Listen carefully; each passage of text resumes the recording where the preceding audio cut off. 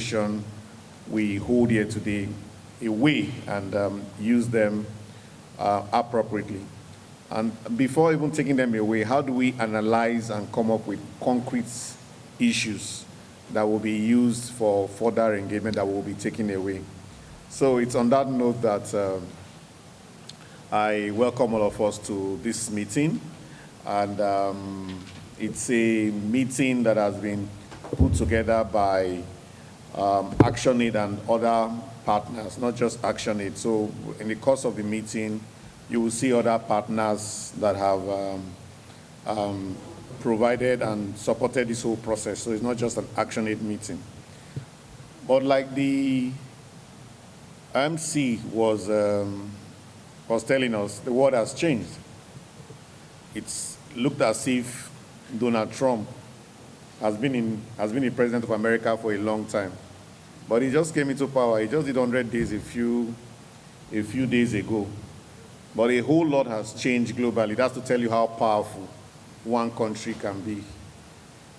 It reminds me of Nigeria in Africa, how powerful Nigeria can be in driving and determining what happens in Africa.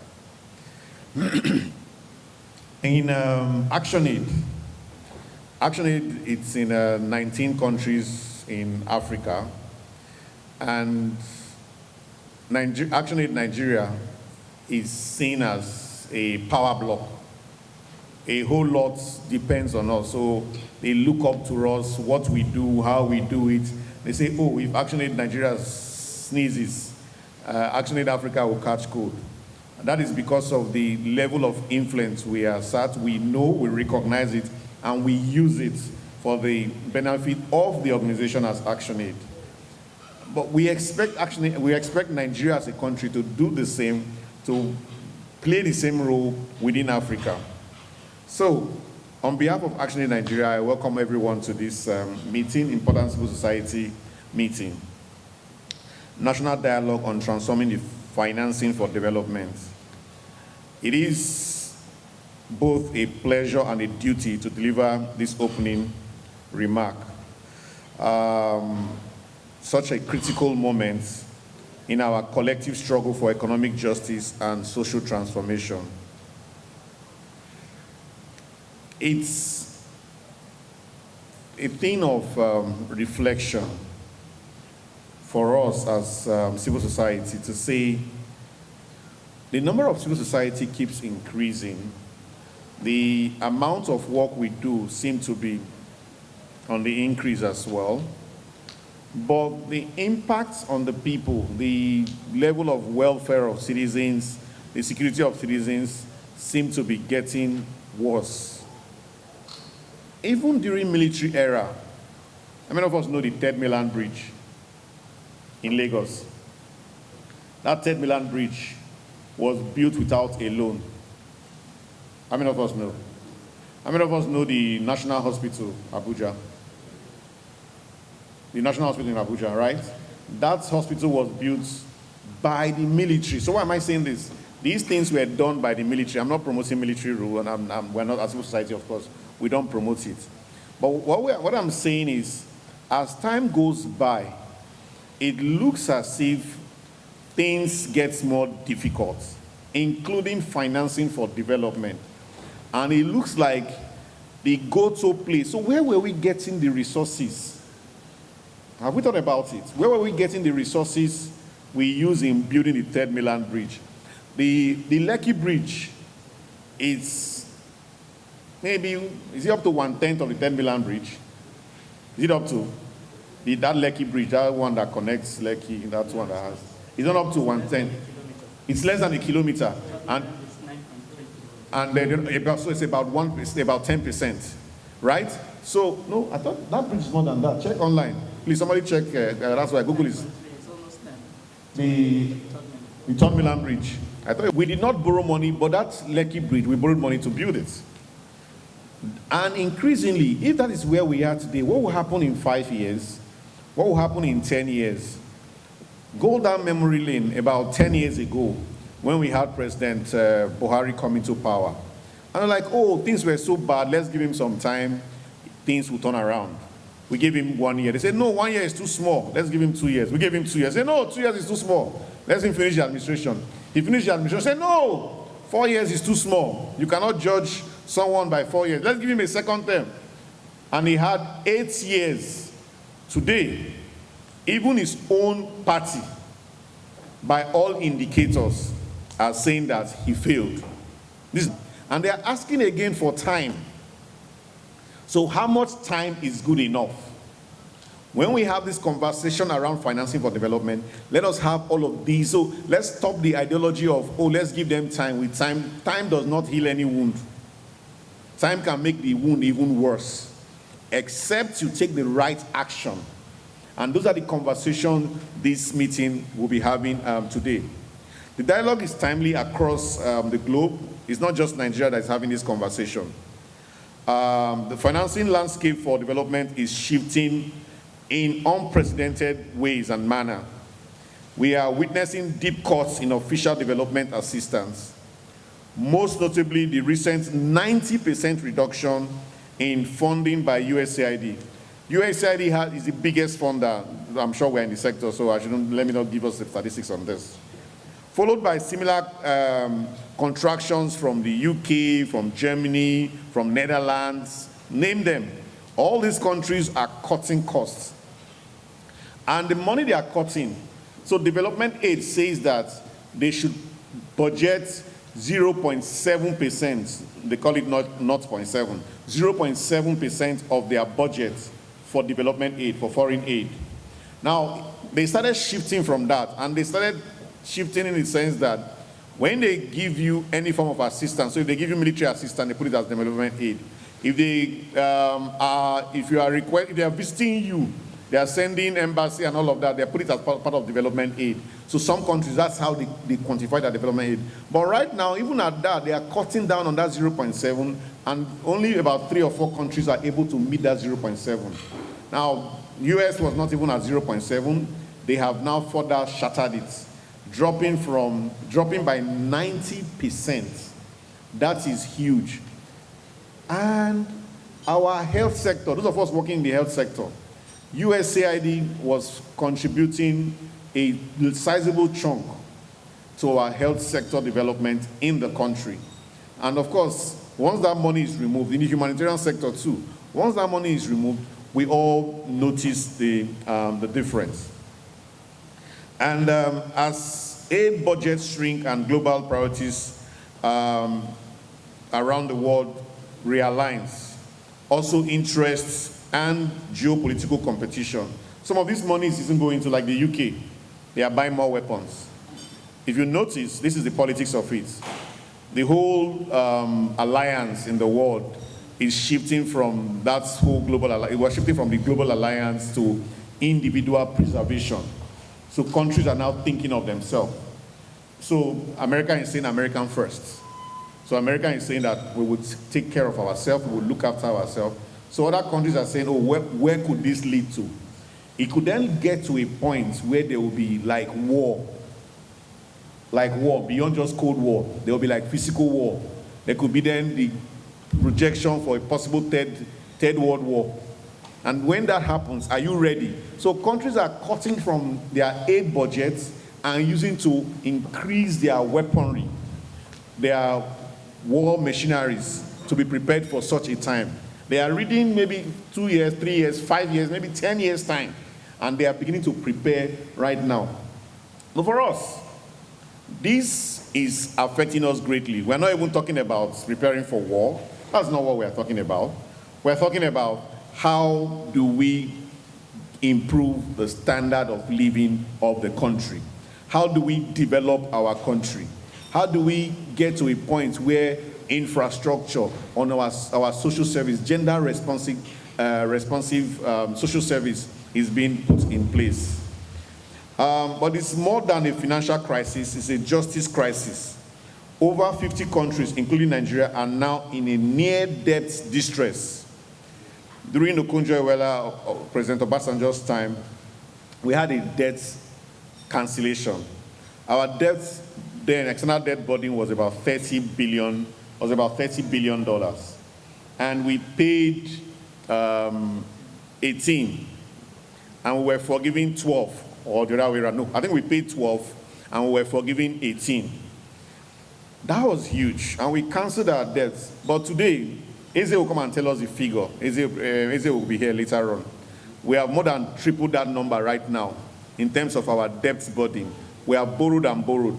Now, but beyond borrowing, this is the trick of it. Beyond borrowing, you have to service such debt. Yes, people say that the interest, the amount in servicing such debt is way better, cheaper than the amount you get in the private sector. So if you are getting $1 billion from the private sector, if you use Nigerian yardstick, you can pay up to 25–30% as interest. But that's not, of course, that's not what the Bretton Woods institutions are asking for. They are asking us to pay as much as 8%. 8%. 8% on a foreign investment is a huge amount. It's not 8% on Naira. The reason why Naira is 2030 because, of course, the Naira is not predictable. It naturally just devalues every year, every month. This year, the 1 Naira today is not 1 Naira at the end of 1 month's time. But the dollar is pretty predictable. So 8% is a huge amount. Why am I calling 8%? Compared to a country, some countries in Europe, like Germany. Germany also takes loan from the Bretton Woods institution. Guess how much they pay? As low as 1.3%. Why Africa is charged as high as 8%, Germany is charged 1.3%. The Bretton Woods institution is not, so loan, yes, we are against loan, but even if we are going for loan, loan is seen as an instrument for development, so it's part of the financing for development. It's part of the options on the table. So, but if we are going for loan, then the loan should be just and fair. It should, we need to look at the Bretton Woods institution. How do we restructure that whole process? And the loan that is further taken so that we are paying 8%, we are not even able as civil society to account for it. And for Bretton Woods institution, the ask is to tick a box. They've given you a loan. So long as you meet their conditionalities, our government is able to go there, cap in hand, get that loan, meet their conditionalities, including cutting down costs. As of today, only about 20 states are paying 70,000 Naira minimum wage. 70,000. Sometimes in a day, of course, the amount you send out is way, way more than that, just to help people that are saying, oh, we are hungry, we are this, we are that. It's way more than that. And you wonder, how would 70,000 take care of a family, take care of a home? Averagely, let me give you a practical instance. Between last year and this year, 1 year, the cost of making a pot of stew, average cost of making a pot of stew in Nigeria, has grown from 8,000 plus to 17,000 plus. This is Nigeria Bureau of Statistics. I say beef stew, maybe not chicken stew, sure. Beef stew. So the cost of making a beef stew has grown from 8,000 plus to, that is more than 100% increase. Nigerians spend between 56% average to 80% of their earning. Average Nigerian spend between 56% to 80% of their earning on food. On food. Of course, you must survive. So is it a person that is looking for money to survive that you are telling to come and go for protest and all that? That is why we say the government is weaponizing poverty. So when we are talking about financing for development, the conversation we should be having here, clear conversation, what is development for us? And what are the realities? What are the things we need to look out for? Yeah, okay, so in many cases, debt servicing consumer revenue, crowding out investment in essential services like health, education, and social protection. Of course, those ones will suffer. I don't know which of our leaders, whether it's the president or the Senate president, that says it's not a crime to take loan. Somebody said this a few days ago, I can't remember who, but one of our leaders.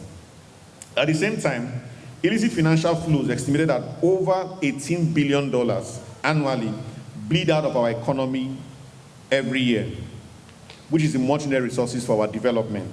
$18 billion. If $18 billion remains in our, let's say half, if $9 billion remain in our economy and it's judiciously utilized, it will go a long way. The consequences are not abstract. These things are not just figures. They are measured in the lives of Nigerians, everyday Nigerians. Today, we have 129 million Nigerians living below the poverty line. I'm sure, looking around this room, I doubt if any of us is within that 129 million.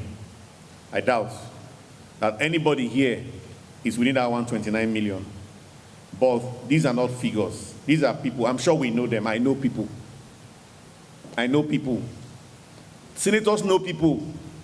You know where it got to me? As the country director of ActionAid, I get letters from senators saying that I should please employ their relative. Oh, that I should give job to their relative in ActionAid. A senator, not one, several senators, writing you with their official letterhead. So it's an official correspondence. And of course, I just file it. Please file. I don't even want to respond to it. So that is how bad it is. So the senators are even affected. Recently, we had a former minister, former governor, former speaker saying that poverty is also affecting him. And that Nigerians are crying for poverty. Well, and he was saying the truth. Forget the messenger. But he was speaking the truth. And that is what we are faced with. So this is not just statistics. These are real lives of people. And youth unemployment is at a record height. Inflation continues to erode household income. So no matter what, so 70,000 today, the next 1 month is no longer 70,000. If I were NLC, I would peg my money in dollars, pay me the Naira equivalent. If I were NLC, so it's fine. What is 70,000 as when we agreed? What's the dollar equivalent? At the end of every year, review it. Because that is what you get, that you use that money, that's what you share in FAC allocation. It's when you exchange, you convert the money, you then share, most of that is coming from our oil sales. You share that in FAC allocation. So our tax to GDP ratio stands at just 13.5%, which they say is increasing, below the African average, and we are being forced to cut domestic spending just to meet external obligations. Faced with these realities, we must ask ourselves what kind of financing model can truly serve the interest of our people, the interest of Nigeria. The current international financial architecture is outdated. It undermines our democracy. It's undemocratic and unjust, and it perpetuates inequality and reinforces dependency. It must change. Even the Bretton Woods institution, the way it is formed, it is time for us to call for the reform of the Bretton Woods institution. It is time for us to call for the reform of the United Nations.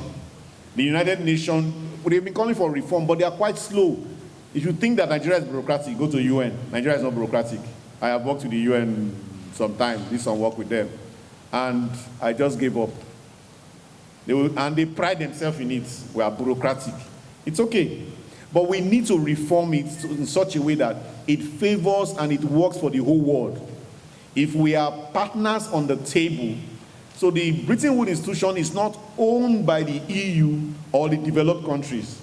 The other countries, the Africans, the Asians, or other countries that are not developed, that are still there, we are partners and it should be reformed to serve that purpose. The issue of veto power, one person will just veto an issue. Those things need to be considered. Why would you say that you give one country 8% as interest rates, another one you are giving them 1.3%? That is unjust, that is unfair. Those architectures, we need to look at them and deal with them.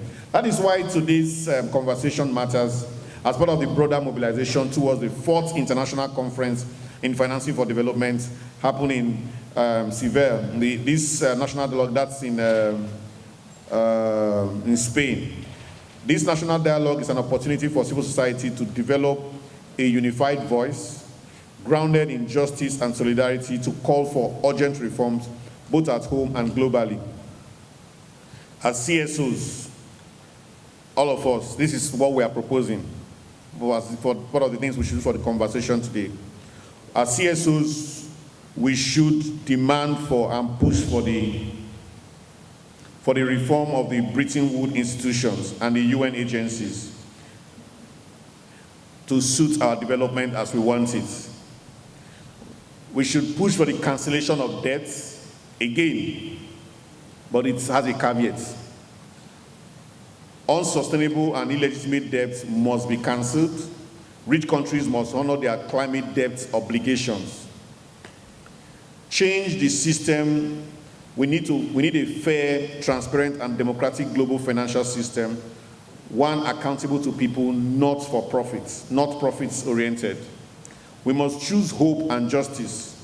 National governments must tax the super rich and large corporations, invest in public services for all, and accelerate a just transition for people and planet. Be accountable and prudent in the use of resources and fight corruption. Corruption, we must be accountable, and we must be accountable in every way. I don't know how many of you have seen the budget reports that talked about street lights. How many of us saw that street lights, where we are providing 1,477 street lights with 393.3 billion naira. One street light, one pole of street lights is averaging 266 million naira in our budget. And that budget will be spent and retired. How will it be retired? It will go to somebody's pocket. So corruption is one of the bane of our existence. When we talk about financing for development, when we're talking about accountability, we thought that the military, this one we're hearing Abacha loot. Maybe in future, by the time we start hearing some other loots, maybe the current president, for instance, for example, this is an example, DSS, if you are here, listen, it's an example. So in future, you now hear TINUBU loot. Do you know how much you'll be hearing? You'll be hearing trillions of naira. But how do we push and stop this? How do we engage in all of these processes as civil society? So that is what our development should focus and be like. We must move from dependency to sovereignty and reclaim our right to define and fund our own development. This means plugging leakages, stopping illicit financial flows, expanding our tax base equitably, and ensuring that our fiscal policies are gender responsive and people-centered. Today, let us not simply exchange ideas. Let us organize. Let us emerge from this space with concrete proposals, strong alliances, and the energy to push for policy change. Together, we can build a financial framework that prioritizes people over profits, justice over charity, and solidarity over exploitation. Before I finalize, streets must be prepared to go on advocacy, must be prepared to engage, use other platforms. It should not end here. It's not just us talking as civil society, and we're talking to ourselves. Some of these things we know. So it's not like us preaching to the choir. But how do we take it out from here and take it out there and action them at the end of the day? That is what we are looking at. For ActionAid, we are working with a group called Motion. Motion is a movement of movements that averages about 30 million potential members. Movement for the transformation of Nigeria. It's a movement that looks at how do we bring Nigerians together so that we can organize and hold the government accountable. I watched a video today, maybe I can later on during the break, maybe we'll put it up on the screen, about ants, the ant world, how one stone can do nothing to the opposition. But when it comes in droves, they are forced to obey and bow. And that is what we should do. We are in agent theory, there is what you call the agent and the principal. Who is the agent and who is the principal? The citizens are the principal. And who is the agent? The government is the agent. But it looks like the reverse has been the case. We need to change that status quo. On that note, I thank you once again for being here and look forward to a rich discussion ahead. Thank you very much.